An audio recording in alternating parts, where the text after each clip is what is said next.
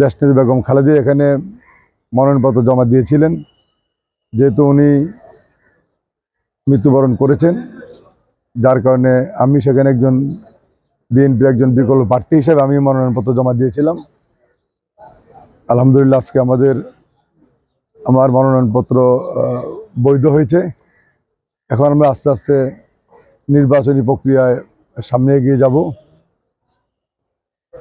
আমি সকলকে ধন্যবাদ জানাই, অভিনন্দন জানাই। ইনশাল্লাহ আমরা সকলেই, সব দলের যে সমস্ত প্রার্থীরা আছেন, সকলে আমরা একসঙ্গে নির্বাচনের যেই পরিবেশ, সেই পরিবেশটাকে সুস্থ রেখে সবাই আমরা একসঙ্গে কাজ করব।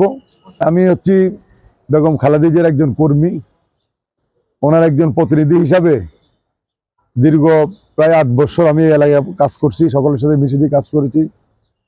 ফেনী এলাকায় যেহেতু আমাদের নেত্রী এলাকা ছিলেন, এটা একটা ভিআইপি এলাকা ছিলেন। ইনশাল্লাহ আমি কোনো চাপ মনে করছি না। হিরন আরও মিনারেল ওয়াটার মাত্র 50 পয়সায় প্রতি লিটার।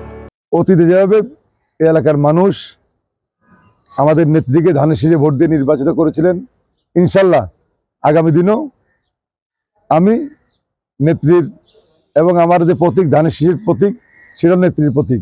ইনশাল্লাহ মানুষ আগামী দিনে আমাদেরকে ভোট দিয়ে নির্বাচিত করবেন। আমরা জনগণের পাশে থেকে জনগণের যে প্রত্যাশা, ইনশাল্লাহ সেটা পূরণ করার জন্য আমি কাজ করব। আমাদের নেত্রী বেগম খালেদা জিয়ার নিকট আপনাদের যে প্রত্যাশা ছিল, ইনশাল্লাহ আমি আগামী দিনে আপনাদের সেই প্রত্যাশা আমি পূরণ করতে পারবো এবং সেটা করবো ইনশাল্লাহ।